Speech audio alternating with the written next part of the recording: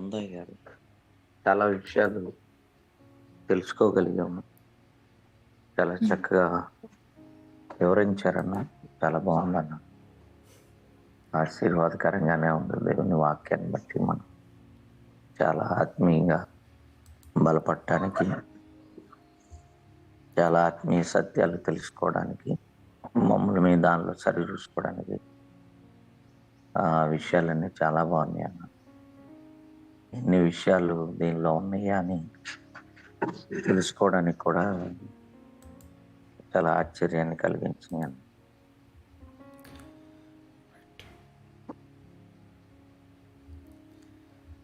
మిమ్మల్ని ఆశ్చర్యపరిచిన విషయం ఏంటి? అదే దేవుని కొరకు కనిపెట్టుకోవడము, మౌనంగా ఉండటము. ఈ విషయాలైతే నేను చాలా మౌనంగా అంటే మనం అనుకున్న మౌనం కాదు అనేటువంటి విషయంలో నేను చాలా ఆశ్చర్యపోయానన్న. యెస్. Thank you. తర్వాత ఎదురు చూడటము, అది ఎర్ర సముద్రం దగ్గర మౌనంగా ఉండండి అని వీటిని వివరించినప్పుడు నేను చాలా ఆశ్చర్యపోయాను. ఓకే. చాలా బాగున్నాయి అన్న. రైట్. Thank you. కీర్తనల గ్రంథం 37వ కీర్తన 11వ వచనాన్ని మనం ప్రారంభించుకుందాం ఈరోజు. 11వ వచనం. దీనులు భూమిని స్వతంత్రించుకొందురు, బహుక్షేమము కలిగి సుఖించెదరు. దీనులు భూమిని స్వతంత్రించుకొందురు, బహుక్షేమం కలిగి సుఖించెదరు. చాలామంది దీనత్వాన్ని, బైబిల్లో మాట్లాడే దీనత్వాన్ని దానికంటే కూడా సొంత దీనత్వాన్నే ఎక్కువ చూస్తాం మనం. బైబిల్ దీనత్వానికి, వాక్య దీనత్వానికి, దేవుడు కోరుకునే దీనత్వానికి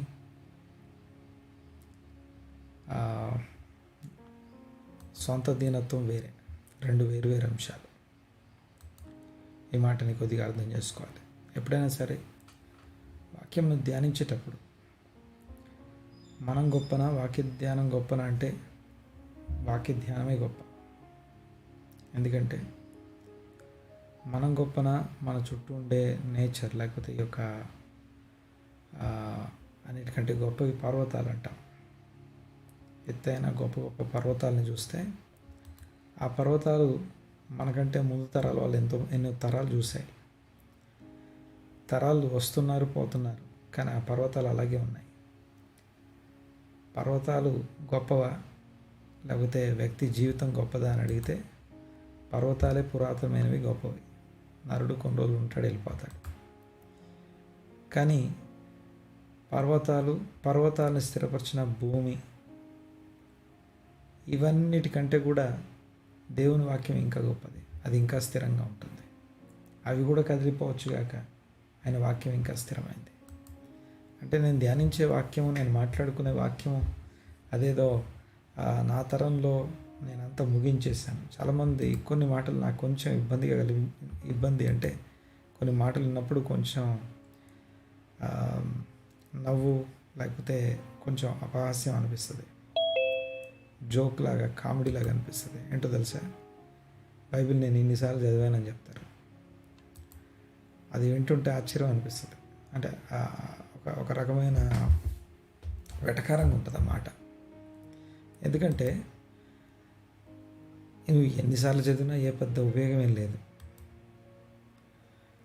ఎన్నిసార్లు చదవడం కాదు, కానీ చాలామంది అంటూ ఉంటారు, పాస్టర్ గారు ఏదైనా మొదలు పెడితే చాలా లాంగ్ చేస్తారు, మీరు కొన్ని రోజులు పెడతారు దాని మీద, చాలా రోజులు స్పెండ్ చేస్తారు.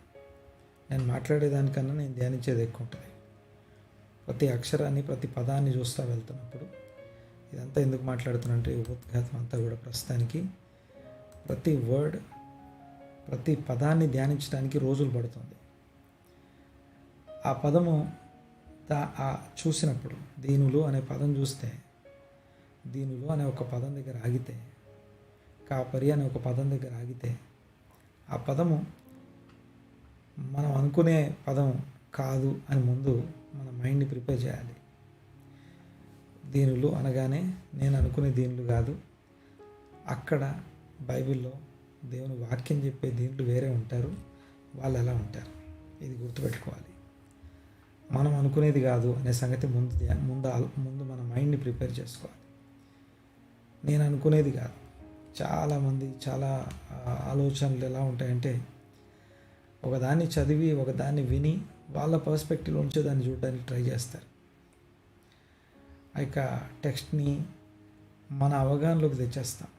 మన అవగాహనలోకి వాక్యం తెచ్చుకోవడం వల్ల నీకు నాకు ఏ ప్రయోజనం లేదు. మళ్ళీ చెప్తాను ఈ మాట. ఏదైనా ఒక వాక్యం చదివినప్పుడు అది నువ్వు అనుకునేది కాదు, మనం అనుకునేది కాదు, నేను అనుకునేది కాదు. అక్కడ నాకు వేరే ఇన్ఫర్మేషన్ ఉంది, వేరే స్టోరీ నాకు చెప్పబడుతూ ఉంది. సో నాకు చెప్పబడే ఆ ప్రత్యేకమైనటువంటి విషయాన్ని వినడానికి నా చెవులు ఇవ్వాలి. గడిచిన వారము ఉత్తమమైనది అని మాట్లాడుకున్నాం. ఉత్తమమైనది ఏంటంటే దేవుడు నాతో మాట్లాడు, దేవోక్తులు నాతో మాట్లాడుతూ ఉన్నాడు. ఆ దేవోక్తులు నేను వింటున్నప్పుడు అదొక అద్భుతం. అది ఆ అద్భుతాన్ని వింటా ఉన్నాను. దేవునికి స్తోత్రం కలుగును గాక.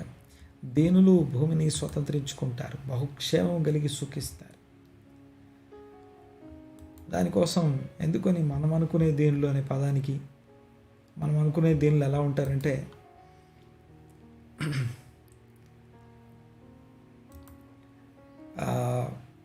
ఇన్నోసెన్స్, లేకపోతే ఒక ఇగ్నోరెన్స్, లేదంటే ఎంత తిట్టినా ఏమన్నా చాలా దీనులు, లేకపోతే దీనత్వం అనేది ఒక ఒక ఒక వేషంలాగా ఉంటుంది. అది ఒక మీద ధరించుకునే ఒక వేషంలాగా కనిపిస్తుంది. కానీ బైబిల్ మాట్లాడే దీనులు, హీబ్రూలో దీనులను ఏమంటారు చెప్పగలరా? ఎవరైనా సరే బైబిల్లో దీనులను ఏమంటారు? ఎనీబడి? అనవీమ్. అనావ్ ఆర్ అనవీమ్ అనే మాటకి దీనులు అని అర్థం. ఈ అనవీమ్ హీబ్రూ భాషలో అనావ్ అనే మాటకి మీక్ ఆర్ లో అని అర్థం. ఇంగ్లీష్లో అయితే but the meek shall inherit the land and delight themselves in the abundant peace. Abundant shalom అనే మాట ఉంది అక్కడ.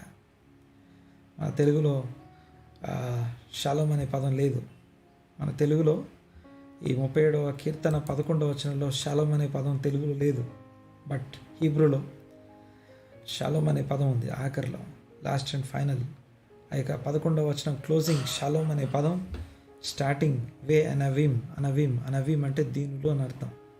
దీనుల షలోమ్ అనేది ఈ 11వ వచనం యొక్క స్టేట్మెంట్.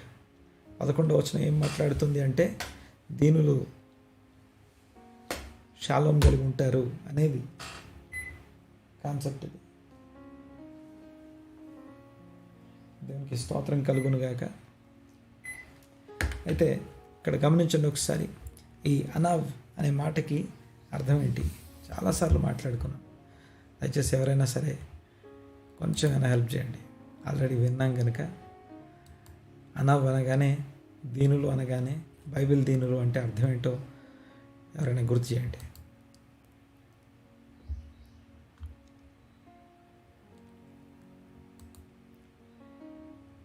బైబిల్లో దీనులు అంటే అర్థం ఏంటి? అనావ్ అంటే అర్థం ఏంటి?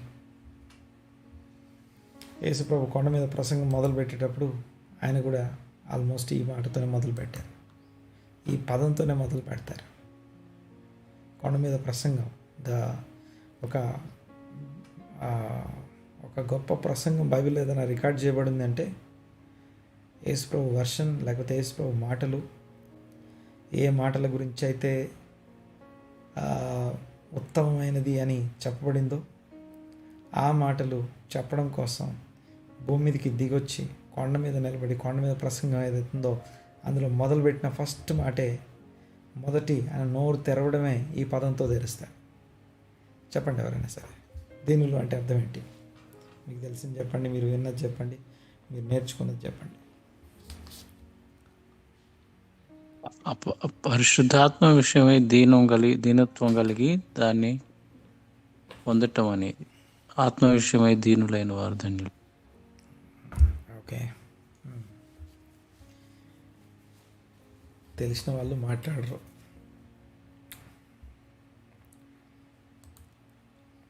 ఒక రూల్ ఏమిటంటే మాట్లాడాల్సిన వాడు మాట్లాడకపోతే ఎవరైనా మాట్లాడతారు. ఆ మాట్లాడేది ఏమంటామంటే తెలియనితనంలోంచి వచ్చే మాటలే ఇవే నిజం అనుకుంటాం.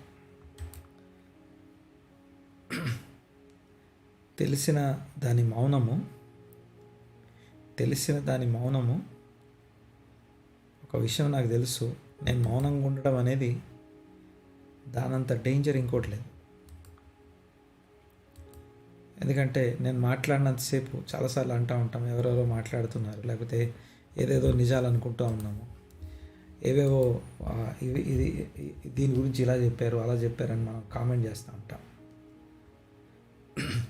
గమనించండి ఒకసారి, మాట్లాడాల్సినప్పుడు మాట్లాడకపోతే ఎవరెవరో మాట్లాడతారు, ఆ మాట్లాడిందే నిజం అనుకుంటూ ఉంటాం. సరే, ఎవరైనా సరే ఫాస్ట్గా ప్రయత్నం చేయండి. కొండ మీద ప్రసంగం మాట్లాడుకున్నాం, లేకపోతే ఇంకా చాలాసార్లు ఆ టాపిక్ వచ్చింది మనకి, దీనులు అనే మాట. ఈవెన్ ఆత్మఫలాలు రీసెంట్గా లాస్ట్ ఇయర్ ఈవెన్ ఈ ఇయర్లోకి ఆ క్లోజింగ్ టైంలో కూడా 2024-25 ఆ మధ్యలో కూడా ఆత్మఫలం అనే అంశాన్ని మాట్లాడుకున్నాం. అందులో కూడా దీని గురించి మాట్లాడుకున్నాం. ఎవరైనా దేవుని ఆజ్ఞలను, దేవుని కట్టడలకు లోబడి భయపడి మారు మనసు, పశ్చాత్తాపం, దిద్దుబాటుతుండటం దీనత్వం. Yes, you are right. వాక్యము వెల్లడి అయినప్పుడు, వాక్యం వినపడినప్పుడు దానికి లోబడ్డాన్ని దీనత్వం అంటాం. దీనత్వం అనేది it is a spiritual thing. దీనత్వం అనేది ఇట్ ఈస్ అబ్సల్యూట్లీ దేవునికి నీకు మధ్య ఉండే విషయం. దేవునికి నీకు మధ్య ఉండే విషయం. అబ్రహాం దేవునితో మాట్లాడేటప్పుడు, ఇస్సాకు దేవునితో మాట్లాడేటప్పుడు, యాకోబు దేవునితో మాట్లాడేటప్పుడు, దావీదు దేవునితో మాట్లాడేటప్పుడు, మోషే దేవునితో మాట్లాడేటప్పుడు, బైబిల్లో ఉన్నటువంటి భక్తులు దేవునితో మాట్లాడేటప్పుడు ఆ దీనత్వము, దేవునితో నేను ఎలా మాట్లాడాలి అనే దీనత్వము, అది పర్సనల్ రిలేషన్కి సంబంధించింది. మన మధ్యలో కొంతమంది ప్రార్థన చేస్తారు. వాళ్ళ ప్రార్థన చూసి వారు దేవుని సన్నిధిలో ఎలాంటి వాళ్ళో మనం చెప్పచ్చు. వాళ్ళకి దేవునికి మధ్య ఎలాంటి సంబంధం ఉందో చెప్పచ్చు. ఒక వ్యక్తి పబ్లిక్ ప్రేయర్, ప్రైవేట్ ప్రేయర్ అని 2 ప్రార్థనలు ఉంటాయి. నేను పబ్లిక్గా దేవుని సన్నిధిలో ఎలా ఉంటానో అది ప్రైవేట్గా దేవునితో నేను ఎలా ఉంటానో రిఫ్లెక్ట్ చేస్తూ ఉంది. ఈ దేవుణ్ణి మనకున్న మహాజ్ఞానంలో నుంచి దేవుణ్ణి ఆజ్ఞాపిస్తూ ఉంటారు. దేవుణ్ణి ఇంకొక లెవెల్కి తీసుకొచ్చేసి మాట్లాడుతూ ఉంటారు. అంటే తన స్థాయికి తీసుకొచ్చుకొని మాట్లాడుకుంటూ ఉంటారు. ఇది పబ్లిక్గా జరుగుతుంది అంటే ప్రైవేట్గా కూడా అదే జరుగుద్ది. మన మధ్యలో చేసే ప్రార్థనలు ఉంటాయి. ఆ ప్రార్థన చూసి చెప్పచ్చు.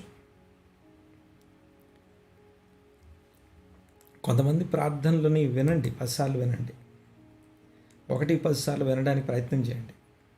వాళ్ళు అలా ప్రార్థన చేయడానికి కారణం ఏంటి?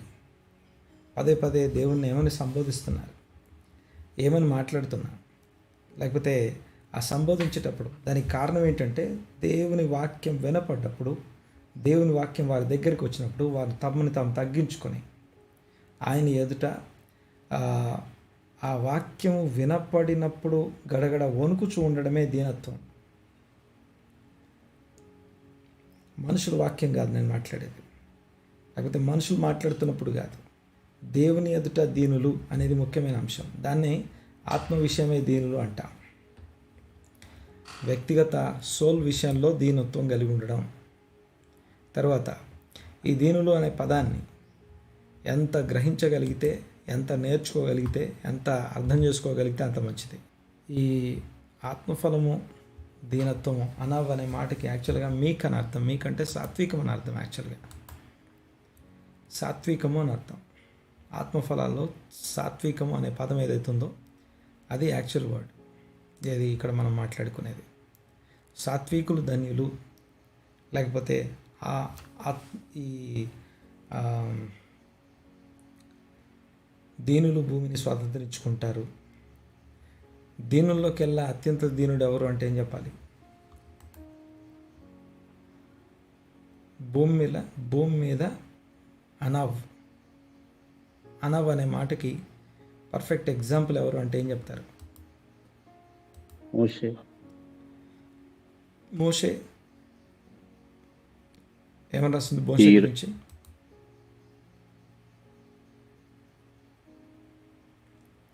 మోషే గురించి ఏమని రాస్తుంది? భూమి మీద ఉన్న వారిలో మిక్కిలి సాత్వికుడు. ఆ సాత్వికుడు అన్న దగ్గర దీనుడు అని అర్థం హీబ్రూలో. కానీ మోషే ఒక గంభీరమైనటువంటి వ్యక్తి, చాలా గంభీరమైనటువంటి. ఆయన మాట్లాడితే ఆ మాటకి లక్షల మంది అలా సైలెంట్గా ఉండిపోతారు. చాలామంది దీనత్వం అంటే ఏమనుకుంటారంటే వేరే ఇంకేదో ఊహిస్తూ ఉంటారు. ఆ గంభీరమైనటువంటి వ్యక్తిని దేవుడు అంటాడు భూమి మీద మిక్కిలి సాత్వికుడని. యేసుప్రభు భూమి మీద జీవించిన కాలంలో ఆయన నేను సాత్వికుడును దీన మనస్సు గలవాడును అని రాసి ఉంటుంది. మోషే కంటే గొప్పవాడు యేసయ్య. ఇకపోతే దీని గురించి ఒక మాటని జ్ఞాపకం చేస్తాను ఈ సమయంలో. ఈ వారం పోర్షన్ ఏంటి?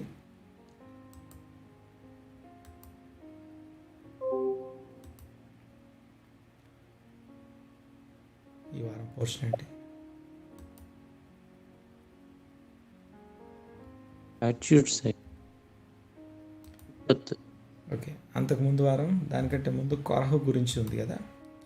కొరహు గురించినటువంటి ధ్యానాన్ని ఒక చిన్న మాటని జ్ఞాపకం చేస్తాను. అయితే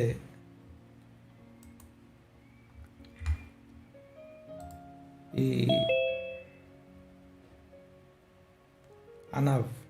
అనవీం లేకపోతే మీక్నెస్ లేకపోతే దీనత్వము అనే మాటని ఒక్క మాట అది ఎంత గొప్పదంటే,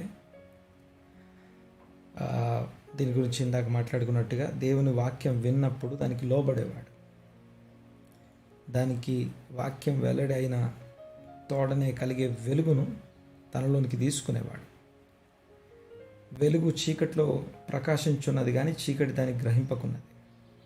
హృదయంలోని మనలోని అంధకారము మనకు ప్రకటించబడే వాక్యం వలన కలిగే ప్రకాశం, సువార్త ప్రకాశాన్ని మన మీదికి రాకుండా గ్రహించలేని స్థితిలో ఆ చీకటి ఉంటుంది. ఆ చీకటిని అధిగమించాలి. అయితే విషయం ఏంటంటే ఈ యొక్క దీనులు అనే మాటకి ఆ వాక్యం నాకు వెల్లడైన వెంటనే యెషయా గ్రంథంలో 2 చోట్ల ఈ వచనాలు రాసి ఉంటుంది. అదేంటో చూసి నాకు మెసేజ్ పెట్టండి. 2 చోట్ల ఈ యొక్క దీనులు అనే పదాన్ని మనం చూడవచ్చు. వాక్యం వెల్లడైన తోడనే ఆయన ఆజ్ఞలకి లోబడేవాడు వాడిని దీనుడు అంటాం. దానికి పర్ఫెక్ట్ ఎగ్జాంపుల్ మోషే భూమిని స్వతంత్రించుకున్నాడా అని అడిగామనుకోండి, ఈరోజు ప్రపంచం అంతటినీ స్వతంత్రించుకున్నాడు మోషే. భూమి మీద అంతేకాదు, ఇప్పుడే కాదు, ఈవెన్ రానున్న యుగంలో లేకపోతే మెస్సయ్య యొక్క 1000 ఏళ్ల పాలనలో కూడా మోషే ధర్మశాస్త్ర ధ్యానం కొనసాగుతుంది. ఆ గ్రంథ ధ్యానము టీచింగ్ కంటిన్యూ అవుతుంది. విషయం ఏంటంటే ఆ ధ్యానం ఎంత గొప్పదో అంటే మోషే భూమిని స్వతంత్రించుకున్నాడు. మోషే అందరినీ క్రీస్తు యొద్దకు నడిపించే ఒక సేవకుడు. అయితే పాయింట్ ఏంటంటే ఇలాంటి మోషే దీనత్వాన్ని ఈ రోజు కోసం ఒక్క మాట మీకు జ్ఞాపకం చేస్తాను. మహోన్నతుని చాటును నివసించువాడు. ఏదైతే 91వ కీర్తన మొదలవుతుంది కదా, మహోన్నతుని చాటున నివసించువాడు, సర్వశక్తుని నీడను విశ్రమించువాడు అని ఉంటుంది. అక్కడ విశ్రమించే వాళ్ళని దీనులు అంటాం. ఇంతకీ మహోన్నతుని చాటు ఎక్కడ ఉంటుంది? సర్వశక్తుని యొక్క నీడ ఎక్కడుంటుంది? సర్వశక్తుని నీడ ఎక్కడ దొరుకుద్ది? మరొకసారి చాలా జాగ్రత్తగా ఈ మాట వినాలి. Abiding in the shadow of the almighty. సర్వశక్తుని నీడ ఎక్కడ దొరుకుతుంది? 91వ కీర్తనలో ఉన్నటువంటి ప్రతి ఆశీర్వాదము ఈ సర్వశక్తుని నీడలో ఉండే వారికి మాత్రమే. ఇంతకీ సర్వశక్తుని నీడ అంటే అర్థం ఏంటి చూడండి ఒకసారి. షాడో అనే మాటని బెజ్జల్ అనే పదంతో చూస్తాం. హీబ్రూలో బెజల్, మహోన్నతుని చాటు నివసించువాడే సర్వశక్తుని నీడను విశ్రమిస్తున్నాడు. ఈ సర్వశక్తుని నీడను విశ్రమించడం అంటే అర్థం ఏంటి? తర్వాత నీడ అనే పదానికి bezel under the shadow. Jal అంటే నీడ అని అర్థం, బెజల్ అంటే అండర్ ద షాడో. దాని గురించి ఆదికాండం 1వ అధ్యాయం 27వ వచనంలో దేవుడు తన స్వరూపమందు నరుని సృజించెను, దేవుని స్వరూపమందు వాని సృజించెను అని రాస్తుంది. మరొకసారి ఆదికాండము 1వ అధ్యాయం 27వ వచనం, దేవుడు తన స్వరూపమందు నరుని సృజించెను. దీనత్వము అంటే అర్థం ఏంటో గ్రహించడం కోసం ఈ మాటలని జ్ఞాపకం చేస్తున్నాను. దేవుడు తన స్వరూపమందు నరుని సృజించెను, దేవుని స్వరూపమందు వాని సృజించెను. ఎక్కడ చూడండి ఒకసారి. 91వ కీర్తన మరియు ఆదికాండం 1వ అధ్యాయం 27వ వచనం. 91వ కీర్తన 1వ వచనం, ఆదికాండం 1వ అధ్యాయం 27వ వచనం, అవి రెండు ఒకే విషయాన్ని మాట్లాడుతున్నాయి. బెజ్జల్ అంటే షాడో, బెత్సెలెం అంటే the image, in the image. ఒకసారి ఆ రెండు పదాలని గమనించండి. బెత్సెలెం అంటే ఇన్ ద ఇమేజ్, దేవుని స్వరూపమందు. బెజల్ అంటే షాడో, నీడ అన్న ఇమేజ్ అన్న రెండు ఒకే పదాలు, రెండు కూడా ఒకే పదాలు. గమనించండి ఒకసారి. సర్వశక్తుని నీడను విశ్రమించుట, నీడ అనే పదమన్న, ఇన్ ద ఇమేజ్ దేవుని స్వరూపమందు అన్న రెండు ఒకే పదాలు. గమనించండి ఒకసారి. తర్వాత what is the image of God? బెత్సెలెం ఎలోహిం. తర్వాత దాని యొక్క వాల్యూ, ఆ యొక్క ఇమేజ్ అనే పదం యొక్క value 248. 248. What is 248? Positive commandments. 248 is equal to positive commandments. Walking in his commandments. Walking in his commandments is the image of God. దేవుని యొక్క కట్టడలలో నడుచుటయే ఆయన స్వరూపం, ఆయన నీడ. By doing or walking, by doing Torah or walking in his commandments is abiding under the shadow of the Almighty. సర్వశక్తి మంతుని నీడను విశ్రమించడం అని అర్థం. ఏ వాక్యం ప్రత్యక్షమైనప్పుడు తనని తాను తగ్గించుకొని దానికోసం చిత్తం ప్రభు అనే ధోరణిలో ఉంటాడో వాడిని దీనుడు అంటాం. అలాంటి దీనులు భూమిని స్వతంత్రించుకుంటారు. ఎందుకు దీనులు భూమిని స్వతంత్రించుకుంటారు? ఈ 7వ వచనం నుండి 37వ కీర్తన 7 నుండి దాదాపుగా 15-16 వరకు కూడా దేవుని యొక్క దీవెన తెలియజేయబడుతుంది, దేవుని యొక్క ఆశీర్వాదం తెలియజేయబడుతుంది. అంటే ఎవరో అభివృద్ధి చెందుతున్నారు, ఎవరో బాగున్నారు, మేమేమో ఇలాగే ఉన్నాం అనుకునే వాళ్ళకి ఒక రకమైనటువంటి హెచ్చరిక. అలాగే చూడాల్సిన దాన్ని, వినాల్సిన దాన్ని, గ్రహించాల్సిన దాన్ని తెలుసుకోవడం కోసం అవసరమైనటువంటి విషయం దీనుల యొక్క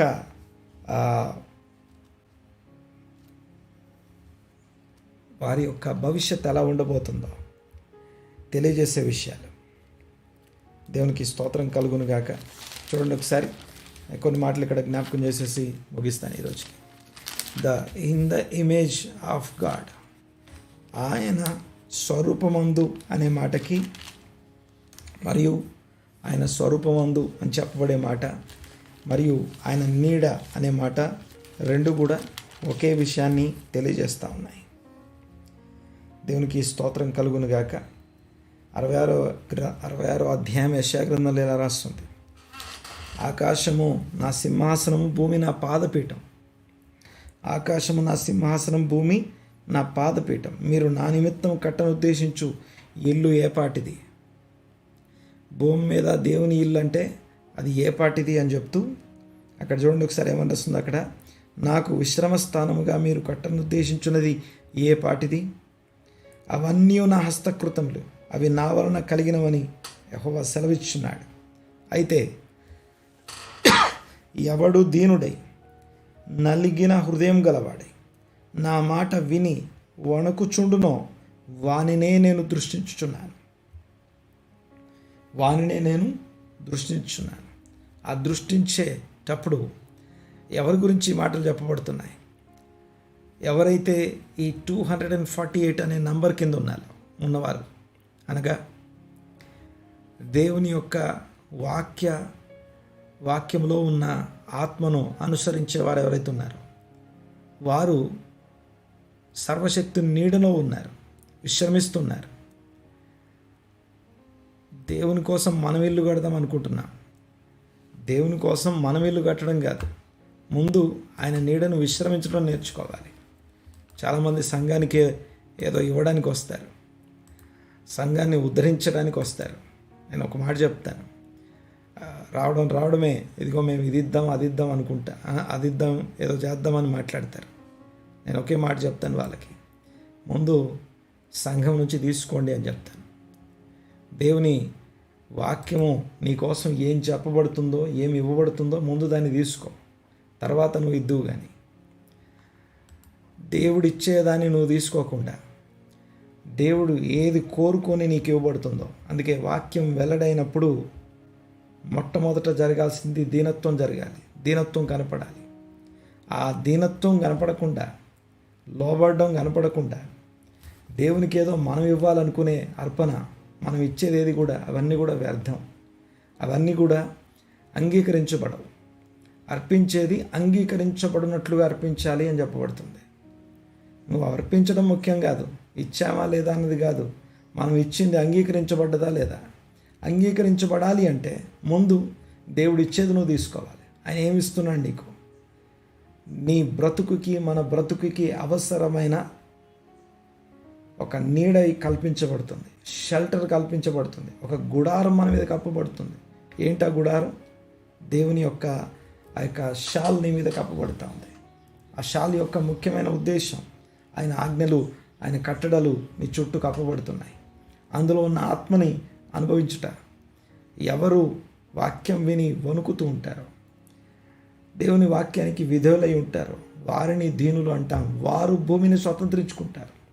అందులో ఒకడు మోషే భూమి మీద ఉన్న వాళ్ళందరిలోకి ద బెస్ట్ దీనుడు అని చెప్పాలి. మోషే దీనుడు అని చెప్తే దీనత్వానికి ఒక బ్రాండ్ అంబాసిడర్ ఆయన.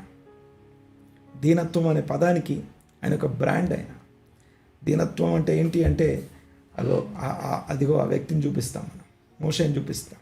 వాక్యం రాగానే నాకు తెలుసా తెలియదా, నాకు అవగాహన ఉందా లేదా, ఎలా ఉంటామంటే ఎన్ని చెప్పినా నేను అనుకున్నదే చేసుకుంటూ వెళ్ళిపోతాను, ఎన్ని మాట్లాడినా నేను చేసేదే చేస్తాను. ఒక తెలియని ఒక మూర్ఖమైనటువంటి అమాయకత్వాన్ని ప్రదర్శిస్తూ ఉండడం దాన్ని దీనత్వం అనుకుంటాం. చాలా పని చేస్తున్నాం, చాలా ఏదేదో ఇచ్చేస్తున్నాం దేవునికి. ఇంకోటి అంతేకాకుండా యాజకులకు ఒక డ్రెస్ వేసుకోకూడదు. ఎవరైనా చెప్తారా? యాజకులు పలానా డ్రెస్ ధరించకూడదు, పలానా మెటీరియల్ ధరించకూడదు. సేవ చేసేటప్పుడు 2 దారాలు కలిసింది వేసుకోకు. అమ్మా మళ్ళీ చెప్పండి. 2 వేరు దారాలు కలిసినది యాజకులు అది ఇశ్రాయేల్ అందరికీ. అది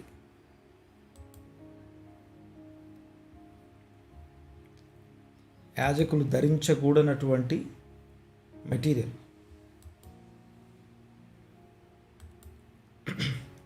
యాజకులు ఊలు ధరించకూడదు.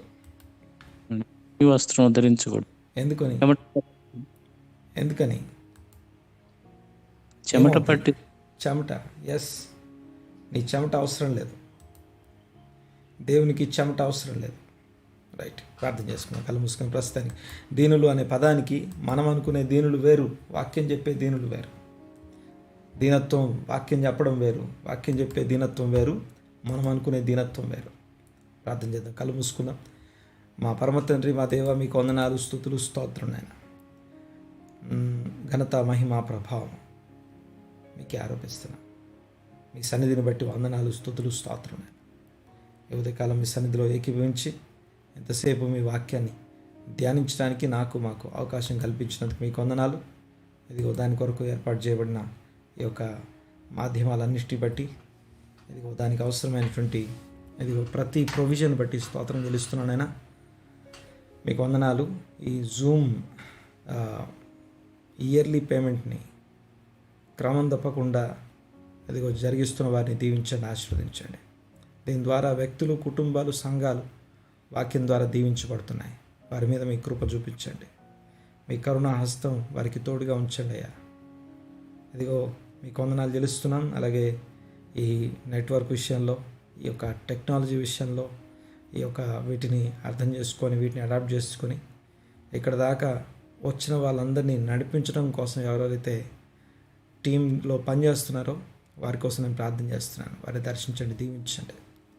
మోషే దీనుడన్న సంగతి మా అందరికీ తెలియడానికి, ఒక వ్యక్తికి తెలిసి ఉండడమే కాకుండా ఎంతమందికి చేరడానికి మాధ్యమాలుగా ఎవరెవరైతే పనిచేశారో డైరెక్ట్గా, ఇండైరెక్ట్గా, తెర వెనుక, తెరలో వారు తెరలో మరుగైపోయి దీనత్వం కలిగి పనిచేశారు. వారి మీద మీ కృప చూపించు ప్రభువా. విడువక దీవించండి అయ్యా. ఒక్కొక్కరిని మీ హస్తాలకు అప్పగిస్తున్నాం.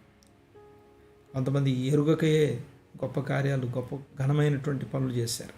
వారిని దీవించు ప్రభు, ఆశీర్వదించిన ఆయన. మీ సన్నిధిని ఏకీవించిన ప్రతి ఒక్కరికి అనుగ్రహించి, అదిగో వారి వారి స్థితిగతులలో, వారి పరిస్థితులలో తోడై ఉండి ఆశీర్వదించమని ప్రార్థిస్తున్నాను. మీ ఘనకార్యాలు, మహత్కార్యాలు, సూచక్రియలు, అద్భుతాలు వారి పక్షంగా జరిగించండి. ఈరోజు ఎవరైతే వాక్యం విని అదిగో తమ హృదయాలను మీ తట్టు తిప్పుకొని సర్వశక్తుని నీడను విశ్రమించడం అంటే ఏంటో బోధన పొందిన వారు, దీన్ని అనుభవించిన వారు మీ సన్నిధిలో ఎత్తిపడుతున్న వారిని దర్శించండి, దీవించండి, ఆశీర్వదించండి. మీ కాపుదల, భద్రత వారికి అనుగ్రహించండి. వారి పనిపాటల్లో, వ్యాపారాలు, రాకపోకలు సమస్తం మీ హస్తాలకు అప్పగిస్తున్నాం. దీవించి ఆశించి స్థిరపరచండి ప్రభువా. ఈ యొక్క అవకాశాన్ని వినియోగించుకోలేకపోతున్న వారి కోసం ప్రార్థన చేస్తున్నాం. వారి పక్షంగా దయదలిచి ఇంకొక అవకాశం దయచేయమని వేడుకుంటున్నామయ్యా. పౌలు అన్నట్టుగా నా సహోదరులు నశించిపోట, నేను నశించిన చాలని, వారి రక్షణ కోసం నేను దూరస్తుడనైపోయినా పర్వాలేదు అన్నట్టుగా ప్రార్థన చేస్తూ ఉన్నాను. గ్రహించలేని, వినలేని, దూరంగా ఉన్న వారి కోసం నేను ప్రార్థన చేస్తున్నామయ్యా. వారి మీద మీ కనికరం నుంచి వారి పక్షంగా ఒక్కసారి జ్ఞాపకం చేసుకొని ఇంకొక అవకాశం మీ బిడ్డలకు అనుగ్రహించమని ప్రార్థిస్తున్నాం. వందనాలు, స్తుతులు, స్తోత్రమైన సమస్త ఘనత, మహిమ, ప్రభావం మీకే ఆరోపిస్తున్నాం. క్రీస్తు గొప్ప నామమున ఏకీవించిన వారందరినీ దర్శించండి ప్రభా, ఆశీర్వదించమని వేడుకుంటూ ఈ దినపు కృప ప్రతి ఒక్కరికి అనుగ్రహించమని నజరేయుడైన యేసుక్రీస్తు గొప్ప నామమున స్తుతించి ఆరాధించి ఈ ప్రార్థన అడిగి బ్రతమాలు వినేంత వేడుకుంటున్నాం తండ్రి. ఆమేన్, ఆమేన్, ఆమేన్.